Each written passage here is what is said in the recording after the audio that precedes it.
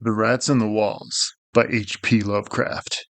On July 16, 1923, I moved into Exham Priory after the last workman had finished his labors. The restoration had been a stupendous task, for little had remained of the deserted pile but a shell-like ruin. Yet because it had been the seat of my ancestors, I let no expense deter me. The place had not been inhabited since the reign of James I, when a tragedy of intensely hideous, though largely unexplained, nature had struck down the master, 5 of his children, and several servants. And driven forth under a cloud of suspicion and terror, the third son, my lineal progenitor and the only survivor of the abhorred line. With the sole heir denounced as a murderer, the estate had reverted to the crown, nor had the accused man made any attempt to exculpate himself or regain his property. Shaken by some horror greater than that of conscience or the law, and expressing only a frantic wish to exclude the ancient edifice from his sight and memory, Walter Delapore, 11th Baron Exham, fled to Virginia and there founded the family which by the next century had become known as Delapore. Exham Priory had remained untenanted, though later allotted to the estates of the Norris family and much studied because of its peculiarly composite architecture, an architecture involving Gothic towers resting on a Saxon or Romanesque substructure, whose foundation in turn was of a still earlier order or blend of orders. Roman and even Druidic or native Cimeric, if legends speak truly. This foundation was a very singular thing, being merged on one side with the solid limestone of the precipice from whose brink the priory overlooked a desolate valley 3 miles west of the village of Anchester. Architects and antiquarians love to examine this strange relic of forgotten centuries, but the century folk hated it. They had hated it hundreds of years before, when my ancestors lived there, and they hated it now, with the moss and mold of abandonment on it. I had not been a day in Anchester before I knew I came of an accursed house. And this week workmen have blown up Exham Priory, and are busy obliterating the traces of its foundations. The bare statistics of my ancestry I had always known, together with the fact that my first American forebear had come to the colonies under a strange cloud. Of details, however, I had been kept wholly ignorant through the policy of reticence always maintained by the Delapores. Unlike our planter neighbors, we seldom boasted of crusading ancestors or other medieval and Renaissance heroes, nor was any kind of tradition handed down except what may have been recorded in the sealed envelope left before the Civil War by every squire to his eldest son for posthumous opening. The glories we cherished were those achieved since the migration, the glories of a profound and honorable if somewhat reserved and unsocial Virginia line. During the war, our fortunes were extinguished and our whole existence changed by the burning of Carfax, our home on the banks of the James. My grandfather, advanced in years, had perished in that incendiary outrage, and with him the envelope that had bound us all to the past. I can recall that fire today as I saw it then at the age of 7, with the Federal soldiers shouting, the women screaming, and the Negroes howling and praying. My father was in the army, defending Richmond, and after many formalities my mother and I were passed through the lines to join him. When the war ended, we all moved north, whence my mother had come, and I grew to manhood, middle age, and ultimate wealth as a stolid Yankee. Neither my father nor I ever knew what our hereditary envelope had contained. As I merged into the grayness of Massachusetts business life, I lost all interest in the mysteries which evidently lurked far back in my family tree. Had I suspected their nature, how gladly I would have left Exham Priory to its moss, bats, and cobwebs. My father died in 1904, but without any message to leave to me or to my only child Alfred, a motherless boy of 10. It was this boy who reversed the order of family information, for although I could give him only jesting conjectures about the past, he wrote me of some very interesting ancestral legends when the late war took him to England in 1917 as an aviation officer. Apparently the Delapores had a colorful and perhaps sinister history, for a friend of my son's, Captain Edward Norreys of the Royal Flying Corps, dwelt near the family seat at Anchester and related some peasant superstitions which few novelists could equal for wildness and incredibility. Norris himself, of course, did not take them so seriously, but they amused my son and made good material for his letters to me. It was this legendary which definitely turned my attention to my transatlantic heritage and made me resolve to purchase and restore the family seat which Norris showed to Alfred in its picturesque desertion. and offered to get for him at a surprisingly reasonable figure since his own uncle was the present owner. I bought Exham Priory in 1918, but was almost immediately distracted from my plans of restoration by the return of my son as a maimed invalid. During the 2 years that he lived, I thought of nothing but his care, having even placed my business under the direction of partners. In 1921, as I found myself bereaved and aimless, a retired manufacturer no longer young, I resolved to divert my remaining years with my new possession. Visiting Anchester in December, I was entertained by Captain Norris, a plump, amiable young man who had thought much of my son, and secured his assistance in gathering plans and anecdotes to guide in the coming restoration. Exham Priory itself I saw without emotion, a jumble of tottering medieval ruins covered with lichens and honeycombed with roc's nests, perched perilously upon a precipice, and denuded of floors or other interior features save the stone walls of the separate towers. As I gradually recovered the image of the edifice as if it had been when my ancestors left it over 3 centuries before, I began to hire workmen for the reconstruction. In every case, I was forced to go outside the immediate locality, for the Anchester villagers had an almost unbelievable fear and hatred of the place. This sentiment was so great that it was sometimes communicated to the outside laborers, causing numerous desertions, whilst its scope appeared to include both the priory and its ancient family.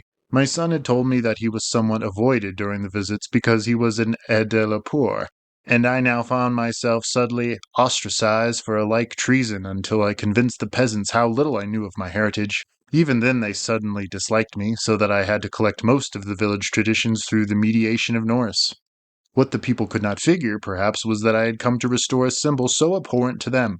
For, rationally or not, they viewed Exham Priory as nothing less than a haunt of friends and werewolves. Piecing together the tales which Norris collected for me, and supplementing them with the accounts of several savants who had studied the ruins, I deduced that Exham Priory stood on the site of a prehistoric temple, a druidic or anti-druidical thing which must have been contemporary with Stonehenge. That indescribable rites had been celebrated there, few doubted, and there were unpleasant tales of the transference of these rites into the Cybele worship which the Romans had introduced. Inscriptions still visible in the sub-cellar bore such unmistakable letters as Div, Ops, Magna, Mat, sign of the Magna Mater, whose dark worship was once vainly forbidden to Roman citizens. Anchester had been the camp of the 3rd Augustan legions, as many remains attest, and it was said that the temple of Cybele was splendid and thronged with worshippers who performed nameless ceremonies at the bidding of a Phrygian priest. Tales added that the fall of the old religion did not end the orgies at the temple, but that the priests lived on in the new faith without real change. Likewise was it said that the rites did not vanish with the Roman power, in that certain among the Saxons added to what remained of the temple and gave it the essential outline it subsequently preserved, making it the center of a cult feared through half the Heptarchy. About 1000 AD, the place is mentioned in a chronicle as being a substantial stone priory housing a strange and powerful monastic order, and surrounded by extensive gardens which needed no walls to exclude a frightened populace.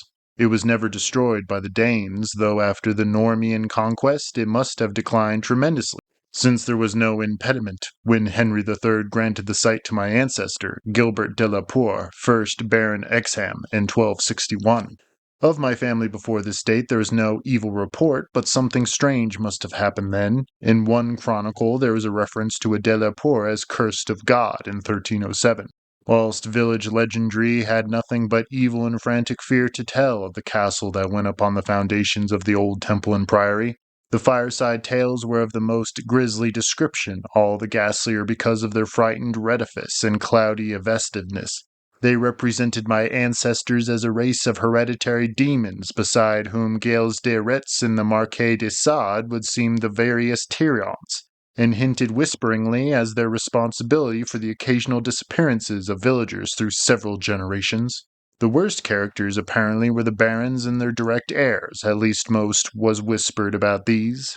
If of healthier inclinations, it was said an heir would early and mysteriously die to make way for another more typical scion.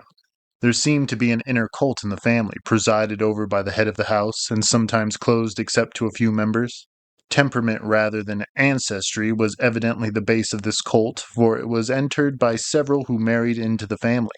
Lady Margaret Trevor from Cornwall, wife of Godfrey, the second son of the 5th Baron, became a favorite bane of children all over the countryside, and the demon heroine of a particularly horrible old ballad not yet extinct near the Welsh border, preserved in balladry too, though not illustrating the same point, is the hideous tale of Lady Mare Delapore, who shortly after her marriage to the Earl of Schwensfield was killed by him and his mother, both of the slayers being absolved and blessed by the priest to whom they confessed what they dared not repeat to the world.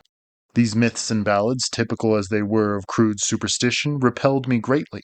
Their persistence in their application to so long a line of my ancestors were especially annoying, whilst the imputations of monstrous habits proved unpleasantly reminiscent of the one known scandal of my immediate forebears, the case of my cousin, young Randolph Delapore of Carfax, who went among the Negroes and became a voodoo priest after he returned from the Mexican War. I was much less disturbed by the vaguer tales of wails and howlings in the barren, wide-swept valley beneath the limestone cliff, of the graveyard stenches after the spring rains, of the floundering, squealing white thing on which Sir John Clave's horse had trod one night in a lonely field, and of the servant who had gone mad at what he saw on the priory in the full light of day. These things were hackneyed spectral lore, and I was at the time a pronounced skeptic. The accounts of vanished peasants were less to be dismissed, though not especially significant in view of medieval custom. Prying curiosity meant death, and more than one severed head had been publicly shown on the bastions, now effaced, around Exham Priory. A few of the tales were exceedingly picturesque, and made me wish I had learnt more of the comparable mythology in my youth. There was, for instance, the belief that a legion of bat-winged devils kept witches' Sabbath each night at the Priory, a legion whose subsistence might explain the disproportionate abundance of coarse vegetables harvested in the vast gardens. And, most vivid of all, there was the dramatic epic of the rats, the scampering army of obscene vermin which had burst forth from the castle 3 months after the tragedy that doomed it to desertion. The lean, filthy, ravenous army which had swept all before it and devoured fowl, cats, dogs, hogs, sheep, and even 2 hapless human beings before its fury was spent. Around that unforgettable rodent army a whole separate cycle of myths revolves, for it scattered among the village homes and brought curses and horrors in its train. Such was the lore that assailed me as I pushed to completion, with an elderly obstinacy, the work of restoring my ancestral home. It must not be imagined for a moment that these tales formed my principal psychological environment. On the other hand, I was constantly praised and encouraged by Captain Norris and the antiquarians who surrounded and aided me. When the task was done, over 2 years after its commencement, I viewed the great rooms, wainscoted walls, vaulted ceilings, mullioned windows, and broad staircases with a pride which fully compensated for the prodigious expense of the restoration. Every attribute of the Middle Ages was cunningly reproduced, and the new parts blended perfectly with the original walls and foundations. The seat of my fathers was complete, and I looked forward to redeeming at last the focal frame of the line which ended in me. I would reside here permanently, and prove that a Delapore, for I had adopted again the original spelling of the name, need not be a fiend. My comfort was perhaps augmented by the fact that, although Exham Priory was medievally fitted, its interior was in truth wholly new and free from old vermin and old ghosts alike. As I have said, I moved in on July 16th, 1923. My household consisted of 7 servants and 9 cats, of which latter species I am particularly fond. My eldest cat was 7 years old and had come with me from my home in Bolton, Massachusetts. The others I had accumulated whilst living with Captain Norris's family during the restoration of the Priory. For 5 days our routine proceeded with the utmost placidity, my time being spent mostly in the codification of old family data. I had now obtained some very circumstantial accounts of the final tragedy and flight of Walter Delapore, which I conceived to be the probable contents of the hereditary paper lost in the fire at Carfax. It appeared that my ancestor was accused with much reason of having killed all the other members of his household, except 4 servant confederates, in their sleep, about 2 weeks after a shocking discovery which changed his whole demeanor, but which, except by implication, he discovered to no one save perhaps the servants, who assisted him, and afterward fled beyond reach. This delicate slaughter, which induced a father, 3 brothers, and 2 sisters, was largely condoned by the villagers, and so slackly treated by the law that its perpetrator escaped honored, unharmed, and undisguised to Virginia. the general whispered sentiment being that he had purged the land of immemorial curse. What discovery had prompted an act so terrible, I could scarcely even conjecture. Walter Delapore must have known for years the sinister tales about his family, so that this material could have given him no fresh impulse. Had he then witnessed some appalling ancient rite, or stumbled upon some frightful and revealing symbol in the priory or its vicinity? He was reputed to have been a shy, gentle youth in England. In Virginia he seemed not so much hard or bitter as harassed and apprehensive. He was spoken of in the diary of another gentleman and venturer, Francis Harley of Bellevue, as a man of unexampled justice, honor, and delicacy. On July 22nd occurred the first incident which, though lightly dismissed at the time, takes on a preternatural significance in relation to later events. It was so simple as to be almost negligible, and could not possibly have been noticed under the circumstances. For it must be recalled that since I was in a building practically fresh and new except for the walls, and surrounded by a well-balanced staff of servitors, apprehension would have been absurd despite the locality. What I afterward remembered is merely this, that my old black cat, whose moods I knew so well, was undoubtedly alert and anxious to an extent wholly out of keeping with his natural character. He roved from room to room, restless and disturbed, and sniffed constantly about the walls which formed part of the Gothic structure.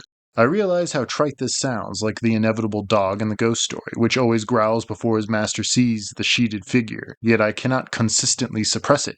The following day a servant complained of restlessness among all the cats in the house. He came to me in my study, a lofty west room on the second story, with groined arches, black oak paneling, and a triple Gothic window overlooking the limestone cliff and desolate valley. And even as he spoke I saw the jetty form of the cat creeping along the west wall and scratching at the new panels which overlaid the ancient stone.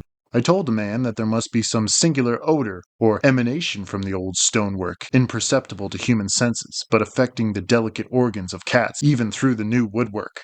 This I truly believed, and when the fellow suggested the presence of mice or rats, I mentioned that there had been no rats there for 300 years, and that even the field mice of the surrounding country could hardly be found in these high walls, where they had never been known to stray. That afternoon I called on Captain Norris, and he assumed that it would be quite incredible for field mice to infest the priory in such a sudden and unprecedented fashion. That night, dispensing as usual with the valet, I retired in the west tower chamber which I had chosen as my own, reached from the study by a stone staircase and short gallery, the former partly ancient, the latter entirely restored. This room was circular, very high, and without wainscoting, being hung with arras which I had myself chosen in London. Seeing the cat was with me, I shut the heavy Gothic door and retired by the light of the electric bulbs which so cleverly counterfeited candles, finally switching off the light and sinking on the carved and canopied four-poster, with the venerable cat in his accustomed place across my feet. I did not draw the curtains, but gazed out at the narrow north window which I faced. There was a suspicion of aurora in the sky, and the delicate traceries of the window were pleasantly silhouetted. At some time I must have fallen quietly asleep, for I recall a distinct sense of leaving strange dreams, when the cat started violently from his placid position. I saw him in the faint auroral glow, head strained forward, 4 feet on my ankles, and hind feet stretched behind. He was looking intensely at a point on the wall somewhere west of the window, a point which to my eye had nothing to mark it, but toward which all my attention was now directed. And as I watched, I knew the cat was not vainly excited. Whether the auras actually moved I cannot say. I think it did, very slightly. But what I can swear to is that behind it I heard a low, distinct scurrying, as of rats or mice. In a moment the cat had jumped bodily on the screening tapestry, bringing the affected section to the floor with his weight, and exposing a damp ancient wall of stone, patched here and there by the restorers, and devoid of any trace of rodent prowlers. The cat raced up and down the floor by this part of the wall, clawing the fallen auras and seemingly trying at times to insert a paw between the wall and the oaken floor. He found nothing, and after a time returned wearily to his place across my feet. I had not moved, but I did not sleep again that night. In the morning I questioned all the servants, and found that none of them had noticed anything unusual, save that the cook remembered the actions of a cat which had rested on her window-sill. This cat had howled at some unknown hour of the night, awaking the cook in time for her to see him dart purposefully out of the open door down the stairs. I drowsed away the noontime and in the afternoon called again on Captain Norris, who became exceedingly interested in what I told him. The odd incidents, so slight yet so curious, appealed to his sense of the picturesque, and elicited from him a number of reminiscences of local ghostly lore. We were genuinely perplexed at the presence of rats, and Norris lent me some traps and Paris green, which I had the servants place in strategic localities when I returned. I retired early, being very sleepy, but was harassed by dreams of the most horrible sort. I seemed to be looking down from an immense height upon a twilight grotto, knee-deep with filth, where a white-bearded demon swineherd drove about with his staff a flock of fungus, flabby beasts, whose appearance filled me with unutterable loathing. Then, as the swineherd paused and nodded over his task, a mighty swarm of rats rained down on the stinking abyss and fell to devouring beasts and man alike. From the terrific vision I was abruptly awakened by the motions of the cat, who had been sleeping as usual across my feet. This time I did not have to question the source of his snarls and hisses and of the fear which made him sink his claws into my ankle, unconscious of their effect, for on every side of the chamber the walls were alive with nauseous sound, the verminous slithering of ravenous, gigantic rats. There was now no aurora to show the state of the arras, the fallen section of which had been replaced, but I was too frightened to switch on the light. As the bulbs leapt into radiance, I saw a hideous shaking all over the tapestry, causing the somewhat peculiar designs to execute a singular dance of death. This motion appeared almost at once, and the sound with it. Springing out of bed, I poked at the arras with the long handle of a warming pan that rested near, and lifted one section to see what lay beneath. There was nothing but the patched stone wall, and even the cat had lost his tense realization of abnormal presences. When I examined the circular trap that had been placed in the room, I found all the openings sprung, though no trace remained of what had been caught and had escaped. Further sleep was out of the question, so, lighting a candle, I opened the door and went out in the gallery toward the stairs to my study. The cat followed at my heels. Before we had reached the stone steps, however, the cat darted ahead of me and vanished down the ancient flight. As I descended the stairs myself, I became suddenly aware of sounds in the great room below, sounds of a nature which could not be mistaken. The oak-paneled walls were alive with rats, scampering and milling, whilst the cat was racing about with the fury of a baffled hunter. Reaching the bottom, I switched on the light, which did not this time cause the noise to subside. The rats continued their riot, stampeding with such force and distinctness that I could finally assign to their motions a definite direction. These creatures, in numbers apparently inexhaustible, were engaged in one stupendous migration from inconceivable heights to some depth conceivably or inconceivably below. I now heard steps in the corridor, and in another moment 2 servants pushed open the massive door. They were searching the house for some unknown source of disturbance which had thrown all the cats into a snarling panic and caused them to plunge precipitately down several flights of stairs and squat yowling before the closed door to the subcellar. I asked them if they had heard the rats, but they replied in the negative, and when I turned to call their attention to the sounds in the panels, I realized that the noise had ceased. With the 2 men, I went down to the door of the subcellar, but found the rats already dispersed. Later I resolved to explore the crypt below, but for the present I merely made a round of the traps. All were sprung, yet all were tenantless. Satisfying myself that no one had heard the rats save the felines and me, I sat in my study till morning, thinking profoundly and recalling every scrap of legend I had unearthed concerning the building I inhabited. I slept some in the forenoon, leaning back in the one comfortable library chair which my medieval plan of furnishing could not banish. Later I telephoned to Captain Norris, who came over and helped me explore the subcellar. Absolutely nothing untoward was found, although we could not repress a thrill at the knowledge that this vault was built by Roman hands. Every low arch and massive pillar was Roman, not the debased Romanesque of the bungling Saxons, but the severe and harmonious classicism of the age of the Caesars. Indeed, the walls abounded with inscriptions familiar to the antiquarians who had repeatedly explored the place. The reference to Attis made me shiver, for I had read Catullus and knew something of the hideous rites of the Eastern god, whose worship was so mixed with that of Cybele. Norris and I, by the light of lanterns, tried to interpret the odd and nearly effaced designs on certain irregularly rectangular blocks of stone generally held to the altars, but could make nothing of them. We remembered that one pattern, a sort of rayed sun, was held by students to imply a non-Roman origin. suggesting that these altars had merely been adopted by the Roman priests from some older and perhaps aboriginal temple on the same site. On one of these blocks were some brown stains, which made me wonder. The largest, in the center of the room, had certain features on the upper surface which indicated its connection with fire, probably burnt offerings. Such were the sights in that crypt before whose door the cats howled, and where Norris and I now determined to pass the night. Couches were brought down by the servants, who were told not to mind any nocturnal actions of the cats, and the cat was admitted as much for help as for companionship. We decided to keep the great oak door, a modern replica with slits for ventilation, tightly closed, and, with this attended to, we retired with lanterns still burning to await whatever might occur. The vault was very deep in the foundations of the priory, and undoubtedly far down on the face of the beetling limestone cliff overlooking the waste valley. That it had been the goal of the scuffling and unexplainable rats I could not doubt, though why I could not tell. As we lay there expectantly, I found my vigil occasionally mixed with half-formed dreams from which the uneasy motions of the cat across my feet would rouse me. Those dreams were not wholesome, but horribly like the one I had the night before.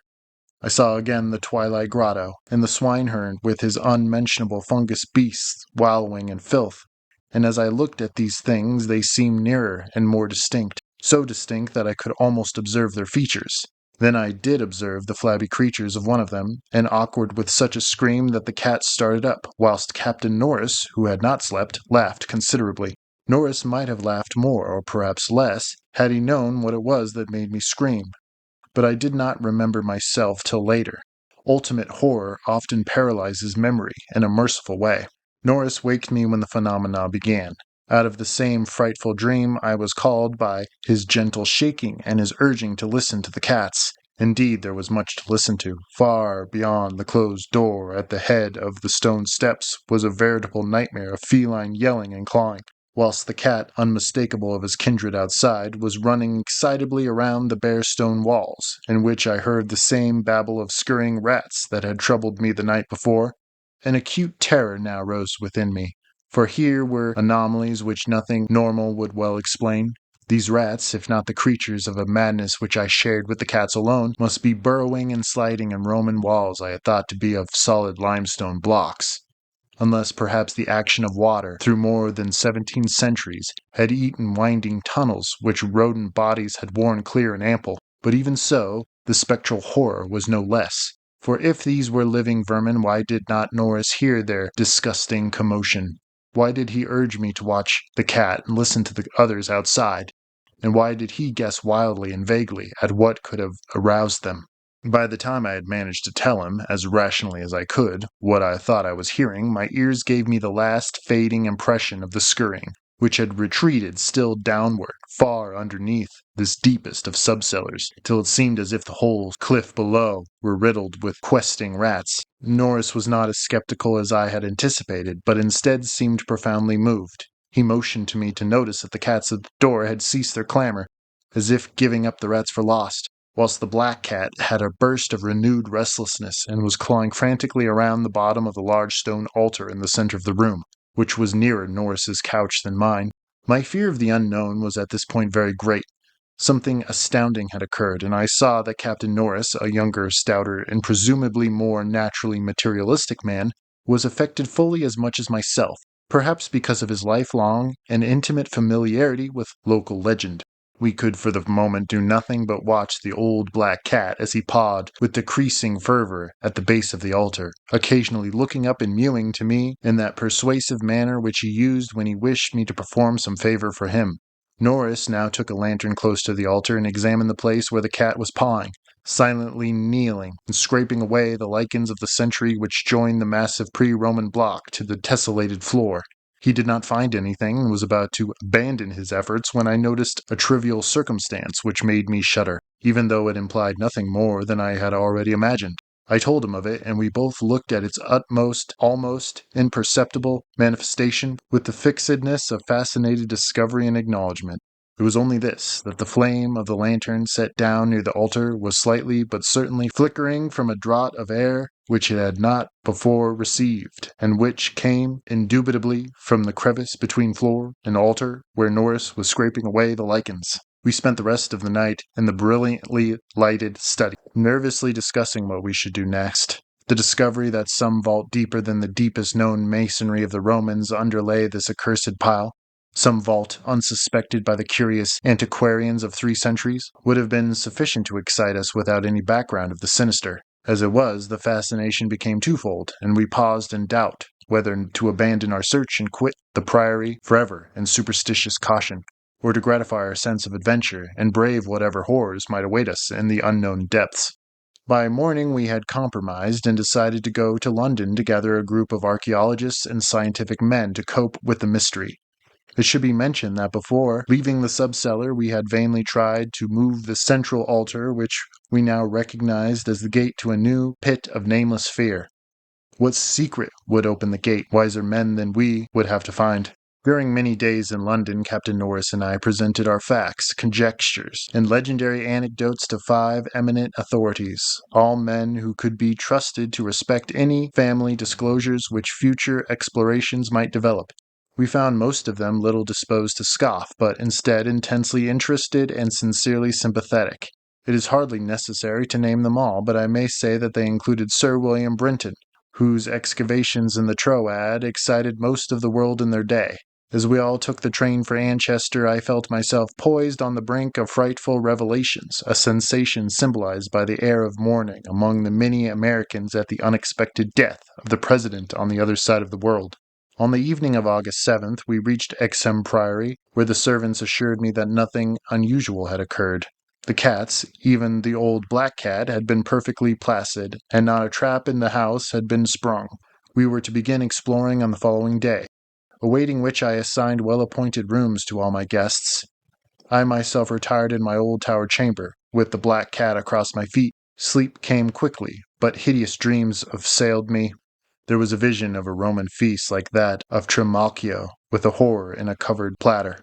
Then came that damnable, recurrent thing about the swineherd and this filthy drove to the twilight grotto. Yet when I awoke it was full daylight, with normal sounds in the house below. The rats, living or spectral, had not troubled me, and the cat was still quietly asleep. On going down I found that the same tranquillity had prevailed elsewhere, a condition which one of the assembled savants, a fellow named Thornton, devoted to the psychic, rather absurdly laid to the fact that I had now been shown the thing which certain forces had wished to show me. All was now ready, and at 11 a.m. our entire group of 7 men, bearing powerful electric searchlights and implements of excavation, went down to the subcellar and bolted the door behind us. The cat was with us, for the investigators found no occasion to despise his excitability, and were indeed anxious that he be present in case of obscure rodent manifestations. We noted the Roman inscriptions and unknown altar designs only briefly, for 3 of the savants had already seen them, and all knew their characteristics. Prime attention was paid to the momentous central altar, and within an hour Sir William Brinton had caused it to tilt backward, balanced by some unknown species of counterweight. There now revealed such a horror as would have overwhelmed us had we not been prepared. Through a nearly square opening in the tiled floor, sprawling on a flight of stone steps so prodigiously worn that it was little more than an inclined plane at the center, was a ghastly array of human or semi-human bones. Those which retained their collocation as skeletons showed attitudes of panic fear, and all over were the marks of rodent gnawings. The skulls denoted nothing short of utter idiocy, cretinism, or primitive semi-apedom. Above the hellishly littered steps arched a descending passage seemingly chiseled from the solid rock, and conducting a current of air. This current was not a sudden and noxious rush as from a closed vault, but a cool breeze with something of freshness in it. We did not pause long, but shiveringly began to clear a passage down the steps. It was then that Sir William, examining the hewn walls, made the odd observation that the passage, according to the direction of the strokes, must have been chiseled from beneath. I must be very deliberate now, and choose my words. After ploughing down a few steps amidst the gnawed bones, we saw that there was a light ahead, not any mystic phosphorescence, but a filtered daylight, which could not come except from unknown fissures in the cliff that overlooked the waste valley. That such fissures had escaped notice from outside was hardly remarkable, for not only is the valley wholly inhabited, but the cliff is so high and beetling that only an aeronaut would study its face in detail. A few steps more, and our breaths were literally snatched from us by what we saw.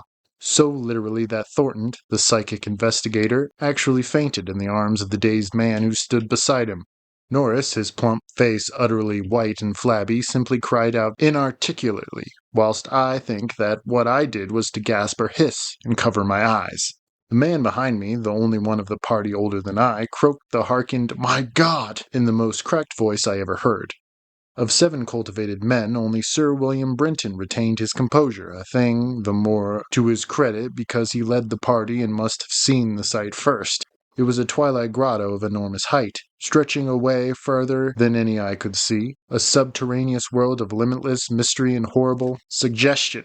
There were buildings and other architectural remains, and one terrified glance I saw a weird pattern of tumuli, a savage circle of monoliths, a low domed Roman ruin, a sprawling Saxon pile, and an early English edifice of wood, but all those were dwarfed by the ghoulish spectacle presented by the general surface of the ground. For yards above, the steps extended an insane tangle of human bones, or bones at least as human as those on the steps.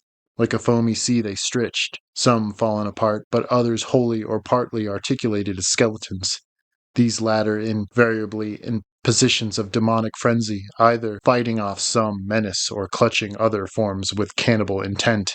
When Dr. Trask, the anthropologist, stopped to classify the skulls, he found a degraded mixture which utterly baffled him. They were mostly lower than the Piltdown man in the scale of evolution, but in every case definitely human. Many were of higher grade, and a very few were the skulls of supremely and sensitively developed types. All the bones were gnawed, mostly by rats, but somewhat by others on the half-human drove. Mixed with them were many tiny bones of rats, fallen members of the lethal army which closed the ancient epic. I wonder that any man among us lived and kept his sanity through that hideous day of discovery. Not Hoffman or Hussman could conceive a scene more wildly incredible, more frenetically repellent, or more gothically grotesque than the Twilight Grotto through which we 7 staggered, each stumbling on revelation after revelation, and trying to keep for the nonce from thinking of the events which must have taken place there 300 or 1,000 or 2,000 or 10,000 years ago. It was the antechamber of hell, and poor Thornton fainted again when Trask told him that some of the skeleton things must have descended as quadrupeds through the last 20 or more generations. Horror piled on horror as we began to interpret the architectural remains. The quadruped thing, with their occasional recruits from the biped class, had been kept in stone pens, out of which they must have broken in their last delirium of hunger or rat fear. There had been great herds of them, evidently fattened on the coarse vegetables whose remains could be found as a sort of poisonous ensilage at the bottom of huge stone bins older than Rome. I knew now why my ancestors had had such excessive gardens. Would to heaven I could forget the purpose of the herds. I did not have to ask. Sir William, standing with his searchlight in the Roman ruin, translated aloud the most shocking ritual I have ever known, and told of the diet of the antediluvian cult, which the priests of Cybele found and mingled with their own. Norris, used as he was to the trenches, could not walk straight when he came out of the English building. It was a butcher shop and kitchen.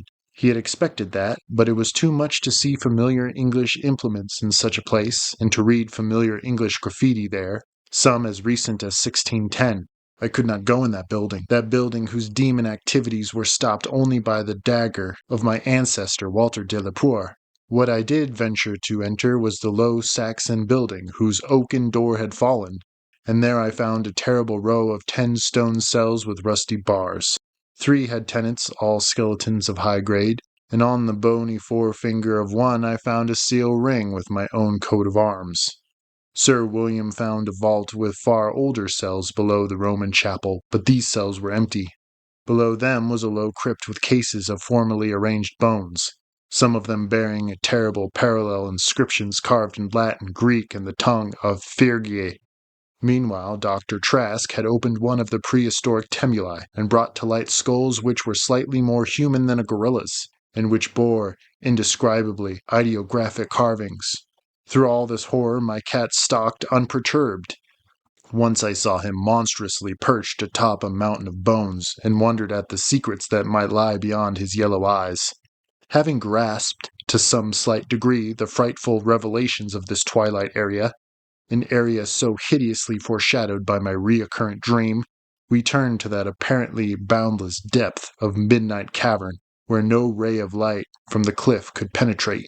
We shall never know what sightless Stygian worlds yawn beyond the little distance we went, for it was decided that such secrets are not good for mankind. But there was plenty to engross us close at hand, for we had not gone far before the searchlight showered that accursed infinity of pits in which the rats had feasted, and whose sudden lack of replenishment had driven the ravenous rodent army first to turn on the living herds of starving things, and then to burst forth from the priory in that historic orgy of devastation which the peasants will never forget. God, those carrion-black pits of sod, picked bones, and open skulls! Those nightmare chasms choked with the pithecanthropid, Celtic, Roman, and English bones of countless unhallowed centuries.